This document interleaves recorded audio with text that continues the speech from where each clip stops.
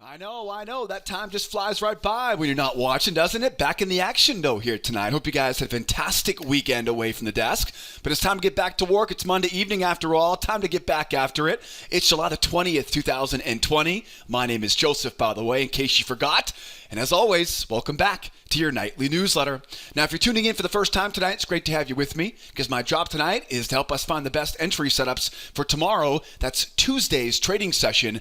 And I got a jam-packed video in store for you guys tonight. The charts are already in the background. As you can see, we got the oil, we got the gold, and of course, we got the E-minis on our radar for tomorrow. Lots of big setups as we go into earnings season one more time. One more week of earnings here this week. I'm going to break down the entire plan for Tuesday's trading session in this video tonight. Before we jump into the video, though, I just want to make sure to remind you guys, subscribe to our YouTube channel if you haven't done so already. That way you never miss all the good stuff we publish on this video. So subscribe if you haven't done so. Make sure if you have any questions, drop those questions in the comment section below. I'll get those questions answered as soon as I finish up the video tonight. And as always, I always appreciate you guys tuning in every evening. If you tune in every evening and you use this video like I do to get your mind right and get your charts right for tomorrow, hit that thumbs up button for me. Always appreciate you guys and gals spending some time with me on the newsletter every evening. Speaking of which, let's get this video going. Time is ticking.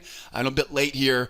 It's been a busy day in the office. It just seems like everything that could go wrong today as far as tech support stuff went wrong. So I couldn't leave you guys hanging. You know me, I couldn't leave you guys hanging here. So better late than never. Let's jump into the video tonight, though. Check the calendar for tomorrow. It's all about stimulus. It's all about earnings as we go into this, what feels like the last week of the month, but it's not really the last week of the month here. We got one more week next week. So as we look at the calendar here for this week, what do we know about this week ahead of us? Well, as I mentioned in the introduction, we do have continued earnings season that will be coming at us hard here this week. Pretty much the biggest news or the biggest names, biggest companies on the S&P, the Twitters, the Microsofts, right? All the big tech names on the NASDAQ, get them all coming out here before the open and after the close here throughout this week. So be aware of that before the open. After the close, we'll get those little grenades going off right, left, and right. So bear with me here this week. I'm going to do my best to kind of get us prepped up in these newsletters, but I'm very much at the mercy of these earnings reports that are coming out after the closing bell and before the opening bell on both the E-mini S&P and the NASDAQ. Those are the ones, of course, we follow most in our trade room. So be aware of that. We are expecting to see those little kind of pockets of bam, kind of little earnings grenades going off here and there this week, shaking up these charts here. So keep your eyes open on that, especially if you are trading in the pre-market or if you're trading in the overnight. Things will get pretty wild into Asia and, of course, in the early parts or the latter parts, right, of the London session, right, as we go to the beginning of the U.S. morning session. We also know this week we are hearing a lot about stimulus.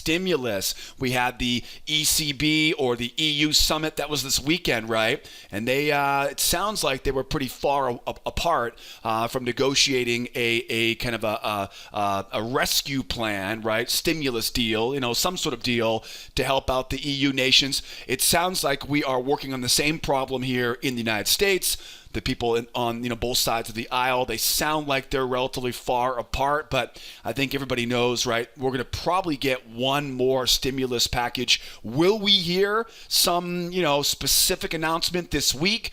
I think that's what a lot of people are going to be hoping for this week to kind of get that out of the way. So be nice if we heard something out of the EU. Be nice if we heard some definitive information right out of Washington, D.C. So between Washington and Brussels, everyone's kind of waiting to hear about the next round of stimulus, right, and what that might entail. Sounds like they're relatively far away from meeting in the middle right now. Hopefully that gap will start to narrow as we get into the rest of this week. So kind of the overarching stuff going on this week. We got earnings before the open, after the close, right? Which means be careful in the overnights, right? Before and after the market's bell rings. And of course, stimulus. We'll be listening in every morning this week here to see if we get some more updates regarding stimulus. Looking at the news here this week, you'll notice tomorrow, of course, the 21st, nothing really on our radar tomorrow. There really isn't, besides, of course, we got some big names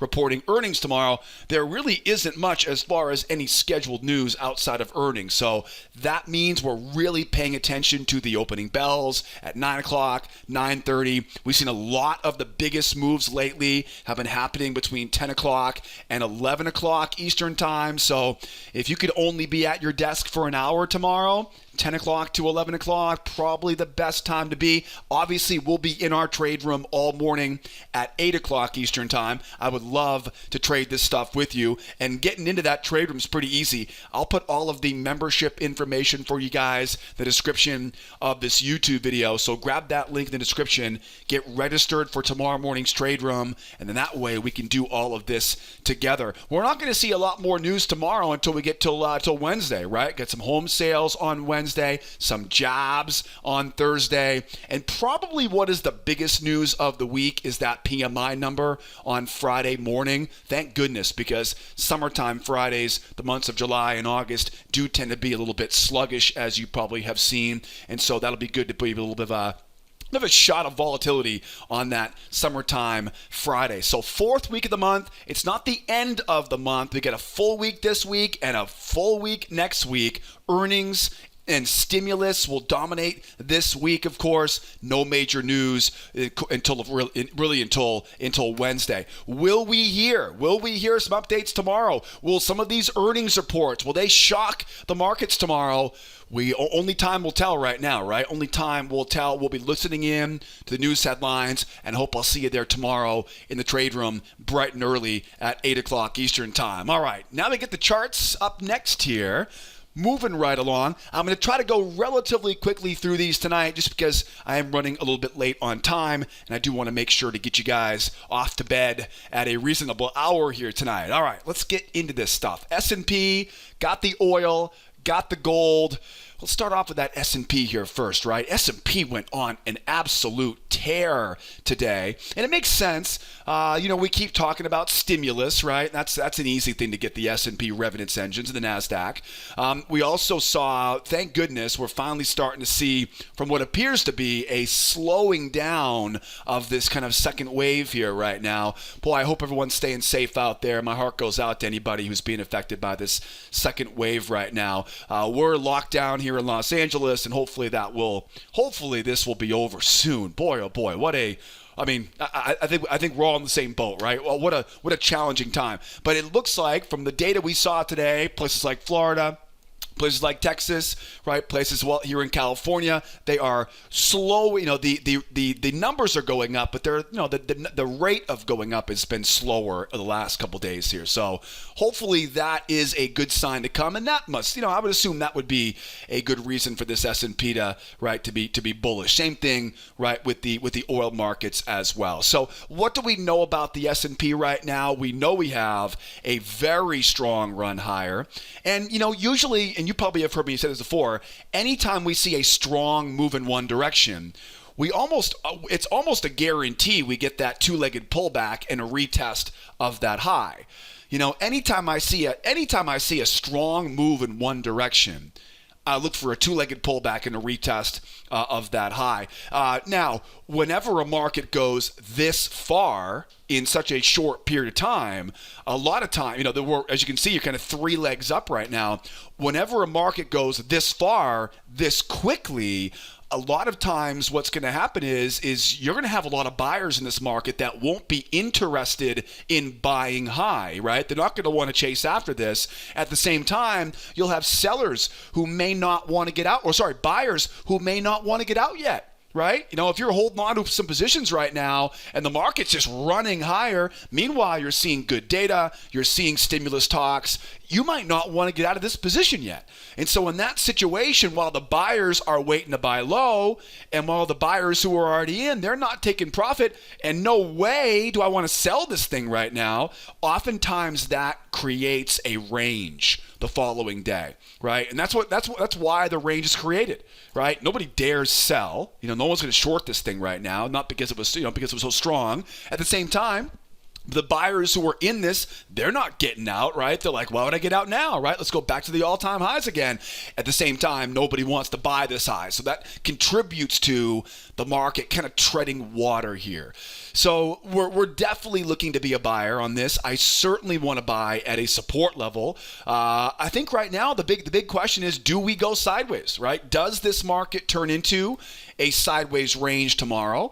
Because that's really going to determine kind of what my game plan is going to look like here. Now, you'll notice I've got two battle zones underneath me. We're very bullish right now, so we do want to be a buyer at a support level.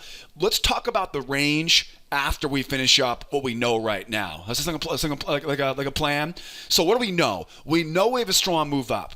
We know that we've got a great level of support here off of this channel, right? Beautiful support area there, lining right up with my battle zone here. And so that could easily be the best support clue we have on this chart. I also like, if you go left here, that prior high back there, that just seems to be the cherry on top. We call those reversal lines, by the way, right, in our trade room. If you're with me tomorrow morning, right, reversal lines there. So that area right there, right, this whole 35 to 33 area, that's the sweet spot. But then at the same time, though, we've also got this little range right there. See a little range right there? Up, down, up, down, up. Yeah, that's double tops and that's double bottoms. Double tops, double bottoms, that creates a range. More importantly, right, that's where a lot of volume traded hands. And so the market may pull back even deeper, right? We may get that deeper pullback than we really plan on right now. So in all reality, there are really, well, I guess there are four, but there are three realistic expectations here right now for tomorrow. One is the range. Two is that shallow pullback, and three is that deep pullback. Now, if I had it my way tomorrow, I get the pullback here. And what I'd like to do is get down into that first battle zone. I'd love to see some sellers come in and try to get short off the moving average. Once I see those bears committing off the moving average, now I know exactly where their stops are, right? Those stops will be sitting right above those highs, and I can literally buy right into those stops. I can also look to buy the pullback off that moving average. In fact, we see a lot of these, what I call combination setups, right? This seller failure into a bullish pullback, right? A seller failure pattern into a bullish pullback pattern. Where's my target on this? The target's back to retest the high. And if you have an extra contract, right, I would let it run. Just because of the potential for the continuation from there. So a seller failure pattern into a bullish pullback pattern down in that battle zone, number one. Now, I've also got this one.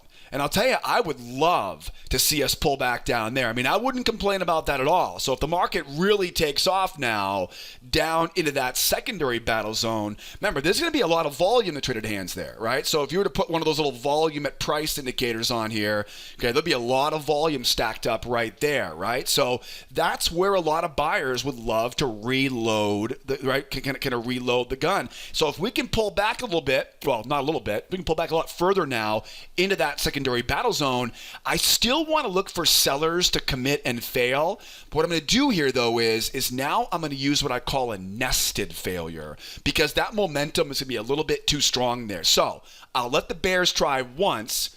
I'll let them try twice. Okay, this is called, we call these nested failure patterns. And the reason why we use these 1-2s is because of that bearish momentum.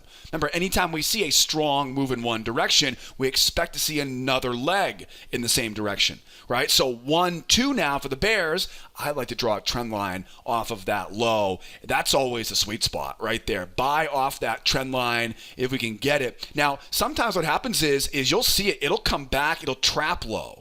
If it traps low, oh my goodness, even better, right? It trapping low, that's the good stuff right there, right? If I had it my way, if they asked me what setup do you want tomorrow, that's the one we'd get. But again, if I can just get it off that trend line, I'll still be just as happy, right? Going back up.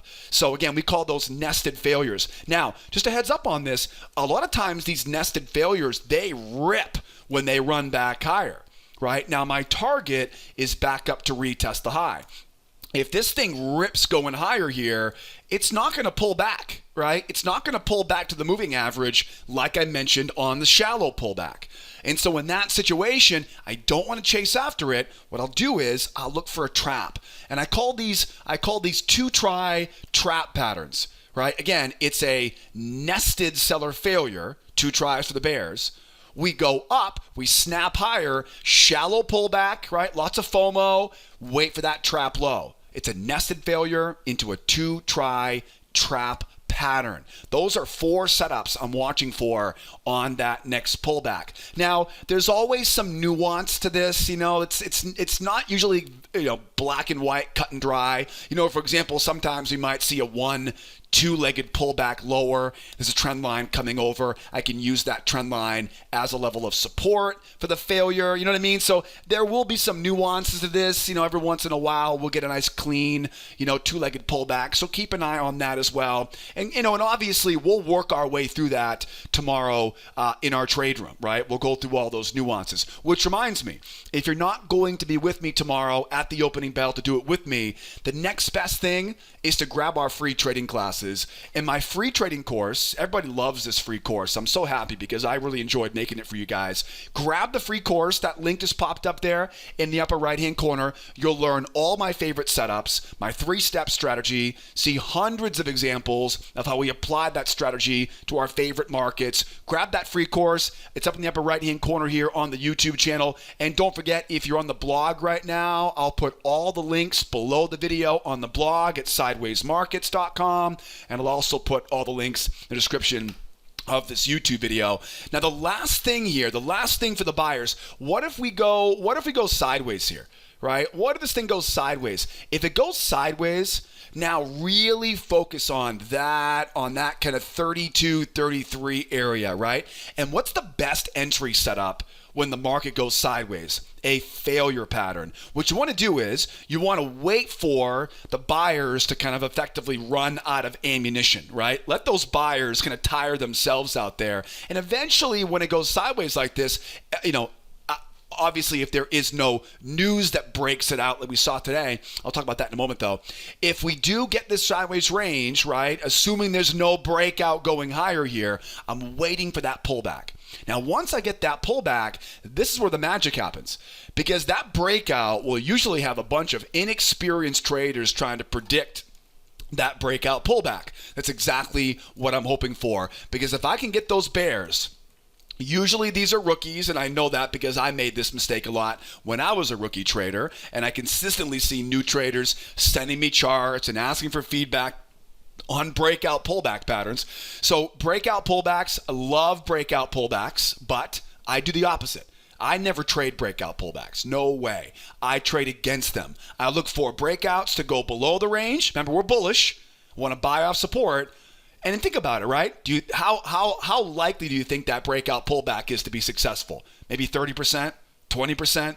Yeah. I'll take the other side of that trade every day of the week, right? If that's a 30% winner and I have 70% chance going back to retest the high, yeah. You don't need to be very, very good at math to figure out which direction to trade on that one. That is a seller failure below the low of that trading range. And I think the only other variable here is if the market keeps on going, right? If the market continues to roll here, this will probably end up being a spike in channel, or maybe there's a spike into a range up here. You know what I mean? It may spike up and go into a new range. So we'll obviously have to play this by ear if it does keep going higher. But if it just keeps running, keeps on shallow pullbacking, right? Wait for that nice deep pullback. Wait for those sellers to try to reverse it and simply buy into their failure. Those types of trades have a great risk-reward ratio, which makes them highly desirable. And because of the self-fulfilling prophecy, they become highly reliable as well. Now, I haven't talked a lot about the sell side on this,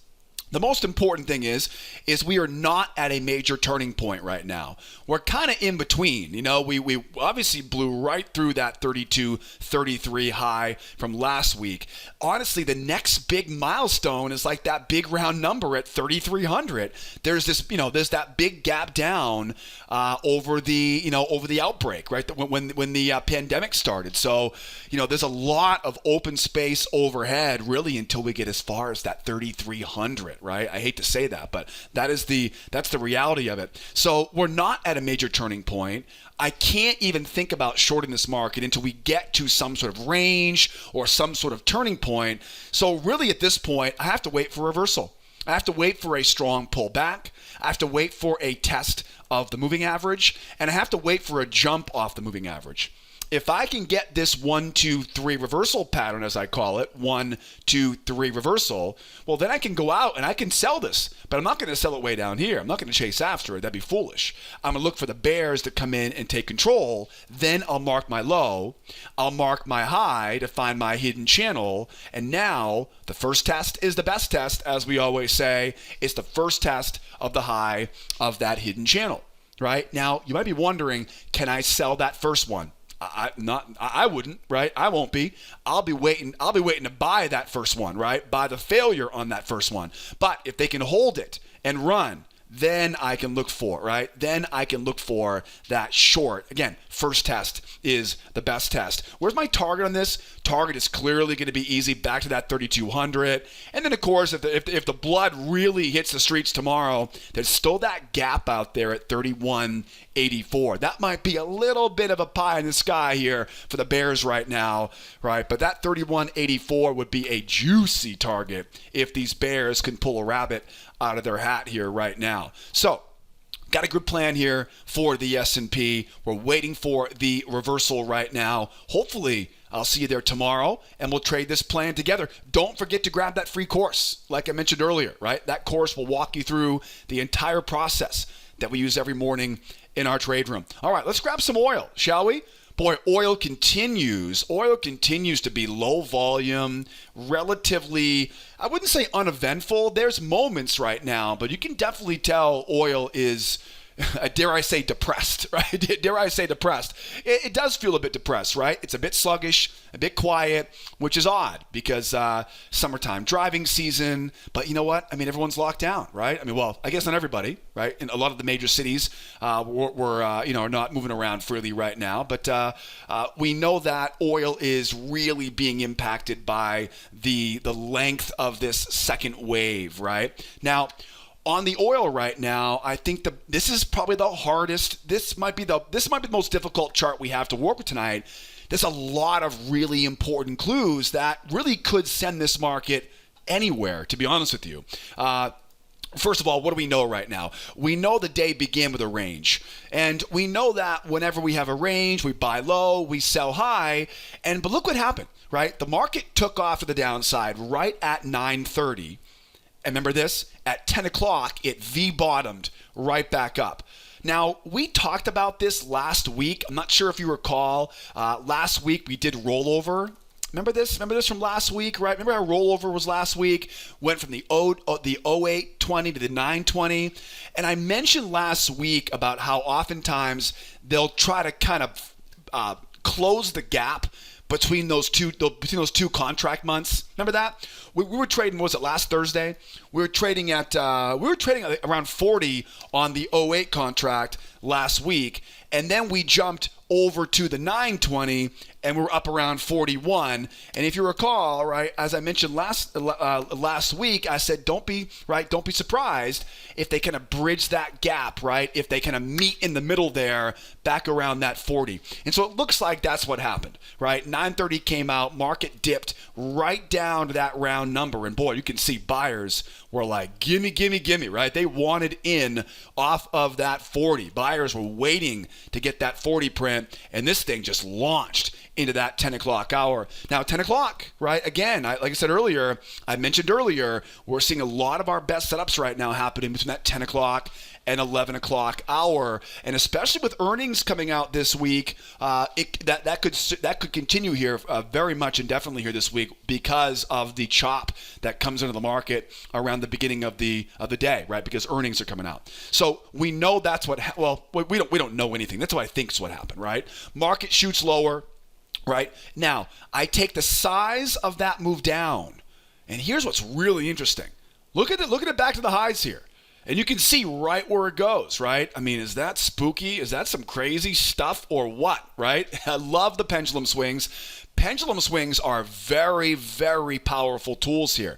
But, right, so let's stop for a moment. What does that tell me? That tells me right now that in normal conditions, the market will probably rotate up and then right back down into that trading range again. Right? And we'll just keep on rotating back and forth, right? Buy low, sell high, avoid the middle. So one side of me says, we got to short this sucker, man, because we got this, right? We got this pendulum swing, and it's just it's perfect, right? I mean, it's almost perfect. So that really confirms now the sellers are probably going to be trying, right, to make something happen here back into that trading range. But that's not the whole story, though. The rest of the story, you can see what happened here going forward. Let me clean this off here real quickly. And look what happened here. We saw the market rally up, pull back, and then look what we have here. What is that? That's a trading range. Now, trading ranges, markets do this all the time.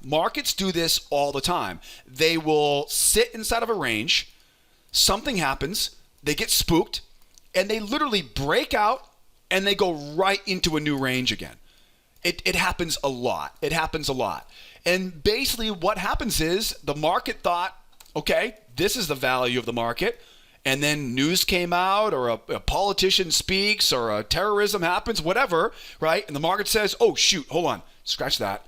That's the new value, right? That's the actual value, right? So that's what appears to be happening right now here on the oil, right? It looks like they broke higher, and that little range right there, I'll tell you, that little range right there might be it's a very small little guy, but it might be the most important clue we have on this chart. Because what it tells me is this market's not just going V bottom into V top, right? Because that's probably what would have happened if that range wouldn't have been there, right? If the buyers took all their profit right here, if the buyers got out, then we would have sunk right back down in. If the sellers wanted to short this sucker, they would have done that, and we would have gone again, V-top, right back down in. The fact that we went sideways here, remember, what does a sideways range tell you? It tells you a lot of contracts, a lot of volume, a lot of transactions are taking place, right? They're trading back and forth right there. The longer we stay in one location like that, the more likely it turns obviously to a range, and the more likely it is to get back to that area later on. So those are the two masters we're kind of dealing with here right now on this oil. The pendulum swing says sell this thing. But the strength of this move, combined with this, again, the fact that they just stuck up there, right? They didn't come crashing back down. They stuck up there. So a lot of volume traded hands up there. Anytime we see a lot of volume, a lot of overlapping candlesticks, it becomes a range. And what does a bull market or range tell me? It tells me buy low because we'll probably end up right back to retest those highs. Or we may see this thing punch and keep going up to that 41.27 area, which is a series of highs up there, right? 41, 40, 41.33, but really that 41.46 level, really, really powerful stuff. So buyers want to get up, right? Buyers want to retest those highs. If the numbers continue to look good tomorrow regarding these new virus cases and, none of the earnings reports throw too much of a bomb into the market tomorrow, then I would imagine oil will probably continue to rise. But, it's all very much an educated guess right now. We're all waiting to get the data like everybody else is. So I want to be a buyer on this. I want to be a buyer on this. I definitely would be open-minded to be a seller, but I don't think we have the sellers in control just yet. I think the edge is slightly on the buy side. So we'll talk about the sell side here in a moment. But if I want to be a buyer, where's the best place to buy? Buy at support. Right? Buy at support. I love this area right there. 40, 65. Love, love, love, love, love. That's got a nice little range right there, right? That's a spot where I hope we can get, right, a pullback too. Love how we can find that channel high, bring that down here. It all lines up. So if I have it my way tomorrow, I'd love to get us down inside that battle zone. Not too far. We'll talk about that in a moment, right? Not too far here. Get down inside that battle zone. Get those bears to come in. Give me a good swing. Show me where your stops are. Because once I know where your stops are, I know where that pain point is, I can buy right into those stops. I can buy right into that pullback before we get back up to retest that high, right? Seller failures, bullish pullbacks, seller failures, bullish pullbacks on that pullback into that battle zone. Now, another thing I'm watching for here, if we do sink back down into that trading range, okay, for a buyer, I'm going to talk about a sell side here in a second, but to be a buyer right now, if we do sink back down in, what will probably end up happening if that happens is we'll probably end up coming right back around this area, right, and kind of run through it and kind of dig into the top of this range here. If it really, and this is where a little bit of experience will come in. I always hate to give you guys gray area stuff, and I wish everything was black and white when it comes to trading. There's just not a lot of black and white stuff in the world we live in. There's always a little bit of nuance, and trading is definitely one of them. If the market really slams lower, but it kind of sits at the top of that range like that, that range will be a support level, and in that situation now, I'm still looking to be a buyer, but that momentum for those bears will be a concern. So you know what I'm going to look for, right? Those nested failure patterns. One try for the bears, two try for the bears, you got it. And then we get back after it, going higher here, buying into those stop losses. That's a little bit of a page off the S&P playbook, right? A little bit of that same idea. Deep, strong, sharp pullback. We look for that nested failure as we go. Now, if the market keeps on going higher, right? If we just snap going higher here, if it does run higher, two patterns to look for here. One would be a strong move up, shallow pullback, slight higher high, not a tremendously higher high, but slight higher high, and a trap low. Okay, we call those two try traps. I will be looking for new channels to incorporate on that. All right, I will be looking for ways to find hidden channels, right? Drawing off those highs, finding those hidden channels, and buying as we go. Another pattern would be a 1, 2, 3 breakout pattern. Mark the high, mark the low, buy the pullback off the low of that new hidden channel. Remember, first test is the best test, right? First test is the best test. We know where they're trying to go. They're trying to get that measured move. They're trying to get that 41.34, right? And those highs overhead here. Okay, just don't chase after it. That's the only thing, right? Just don't chase after it, right? Great example right here. Almost forgot, right? Strong move up, shallow pullback, slight higher high. See a little trap right there?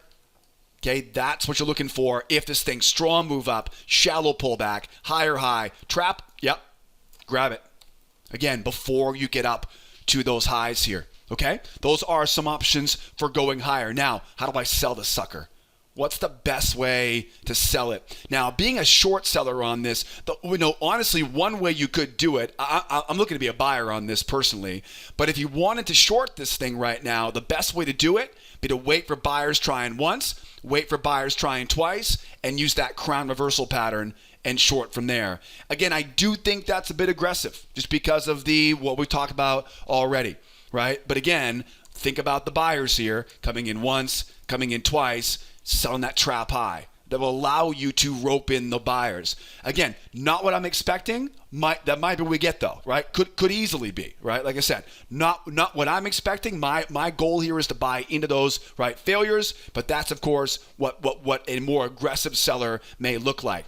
What I'd like to see here is get us either A, slamming back down to that range. We might see the market just kind of collapse back into that range. It may sit back in that range for a while, and then what do we do in a range with a bear bias to it?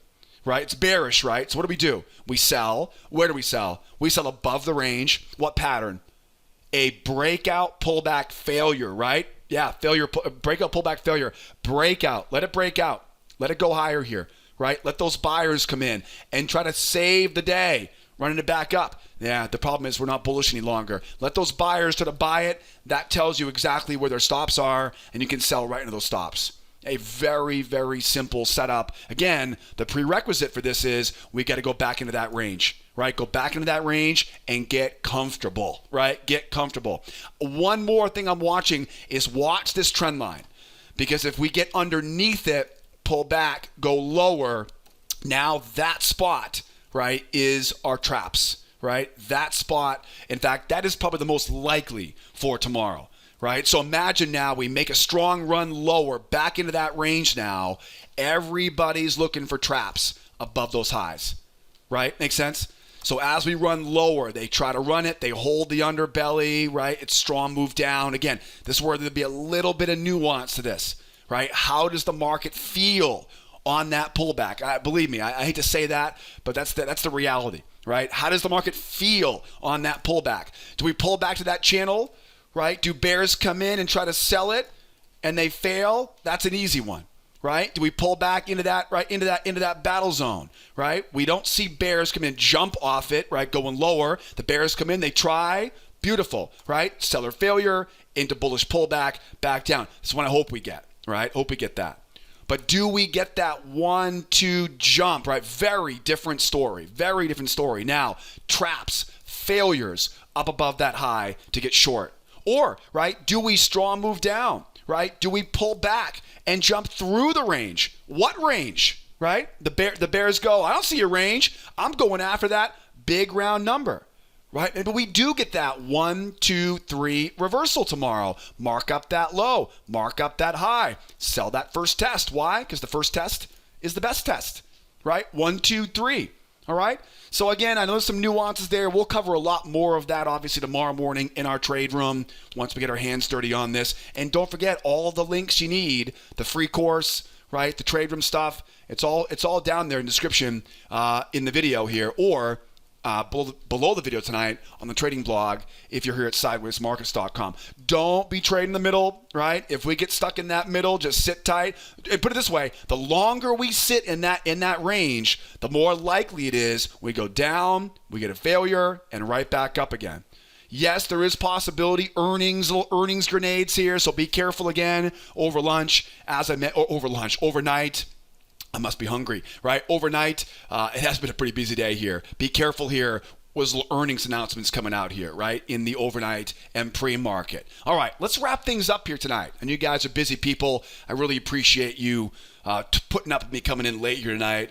Boy, I'll tell you, we had all my emails stopped working in the office right now. So if you guys are emailing us right now, apparently we're not getting any of those emails. I thought things were just quiet in the month of July, and I'm going, why am I not? Usually we're pretty busy via email. So if you've emailed us, between Saturday, Sunday, or today, to any of our email addresses, my email address, Megan's email address, be aware we haven't been getting those emails. So we are working on that right now. But trying to figure out what the hell went wrong over the weekend. So running a bit late because of that here tonight. Everything else, though, is going pretty damn well here for the third week or fourth week of July. How about some gold? Now, what do we know about gold? Now, gold's pretty wild. It makes sense, right? Summertime trading, a little bit lower volume. I think we have rollover coming at some point here the next week or so on gold. So we'll keep an eye on that as well. I think the big thing right now is I don't think gold traders know what to do with this thing right now. The second wave, coming out, we're hearing about more stimulus. If they're talking about printing more money, if they're talking about more stimulus, you got to be thinking gold is going to be running higher here. So, I would stick to the buy side here. Don't fight the trend on this. Don't fight the Fed on this right now, right? I think that's definitely something that is worth mentioning, right? Fed has made it pretty clear they're going to keep on supporting the economy till forever, it sounds like right now. So, don't fight the Fed on this. So stick with the trend. Talking about stimulus, you got to be thinking gold is going to be going higher here. We're not too far away from that next big round number at 2,000 per ounce right now. So got to think here. We got a big bullseye up there at 2,000. Now, probably not going to see 2,000 tomorrow. What's the plan here? We are bullish into a range, aren't we? Right? We're bullish into a range. Now, it's kind of a weird looking range, but I think the most important thing, remember, is we're balanced, right? We're bullish, we're balanced. So what do we do with a bull market into a trading range? We buy low at support levels. We buy breakouts that have proof. We'll talk about that here in a moment. And we stay the heck out of the middle, right? Anytime I see a trading range, I want to buy low, I want to sell high, and I want to avoid the middle. This one is bullish, so obviously I'm not too keen on selling high, right? Because it's bullish. Don't fight the Fed, as we had mentioned earlier. So I want to be a buyer. I really, you can see the chart here right now. Look at all the support stuff stacked up here. I like this channel, right? Draw that trend line off the highs, down off those lows. I really like that hidden channel. I like it even better because we have what looks almost like a little bit of a hidden trend line in there. If you look closely, you can see the bounces make sense on that. It looks like there might have been a little fat finger in there at some point, but it looks like there is a trend line down there. And boy, that lines up too, right, with that prior swing. If you look left on this, right, this is over there as well. So, I mean, come on, right? That is a beautiful spot here to be a buyer. We also know, right? So we also know too, there's a big push up. Look at that big push like that. Now, what does a big push always tell us? Expect what? A two-legged pullback and a retest of that high. So we are expecting these buyers to really be hunting for a retest of that high at, what is that, 23.4. So would I be surprised if we saw a two-try trap on the way going higher? Not at all. Would I be surprised if we saw a 1, 2, 3 breakout going higher? No, not at all. Right? Find that new channel, buy the low. Right? First test is the best test. Measured move is the target. So I would not be surprised whatsoever. Would I try to short this thing? If it wasn't such an obvious kind of, if the Fed put, as they call it, right? If the Fed hadn't been so aggressively just clear on their intentions, I would say yes, because it is a range. If we get up there, we could look for a crown reversal pattern, as we call them, right? Just be careful in this one. Not exactly my cup of tea for tomorrow, but if we could get up to that high, right? Again, it's a range, which is why I'm more open-minded to reversal patterns or counter-trend patterns in a range than I am in a strong trend, right? We're not quite at a turning point yet on the gold, but because of that range, it makes me more open-minded to it. The only problem I have is just the Fed, right? That's the big problem right now. It's going to be very difficult to justify being a seller on gold until we see some really good data out of the CDC or the counts the hot spots. We almost have to see them walk away from the negotiating table for stimulus because they're gonna inject another couple $1 trillion into this global economy. So you have to think that type of stuff's gonna make it difficult to justify being a seller. But that would be the short pattern I would consider. Right? I would consider, and we'll talk more about that obviously tomorrow in the trade room. Being a buyer though underneath this range. Now, really what it all boils down to is how strong is the pullback? There are really 3 types of pullbacks I'm looking for tomorrow. One is going to be that what'll probably be a very sharp reversal off that low. It'll look like this one where it kind of V bottoms right off of that low. So imagine if the market dips down in, but then comes right back up again. What do we do then? Well, in that situation, I don't want to sell inside that range. And I still want to use those seller failure patterns, right? My ideal situation is we get down into that buy zone. The bears come over, okay? Like I always do in range-bound markets, look for those bears to get short off the moving average. They're doing it at the worst possible location. And of course, once we know where those bears are committed, now we know where their stops are. Now we know where their pain is, and now we can buy into stops.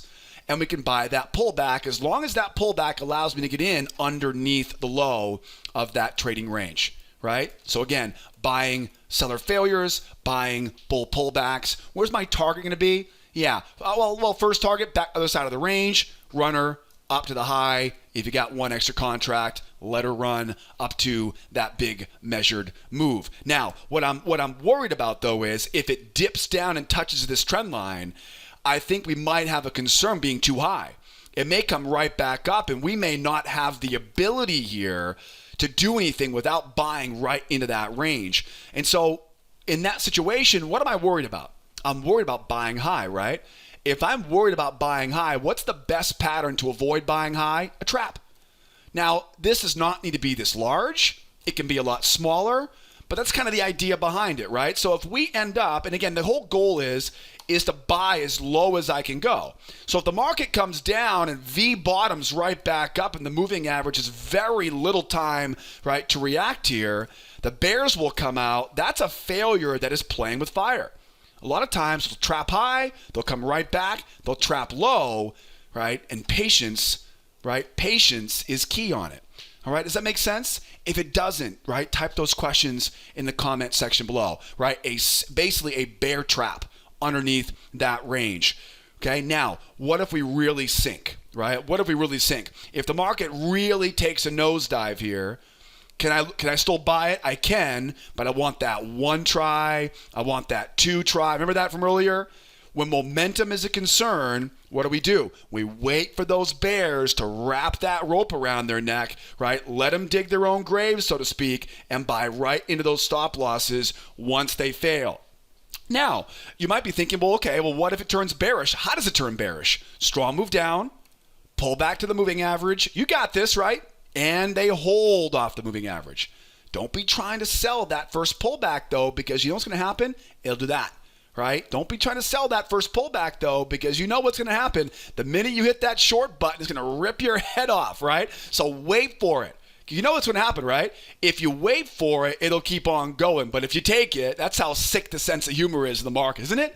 Right? You're waiting, it goes. But the minute you take it is the minute they go, okay, hold on, he's in. Run him out. Right?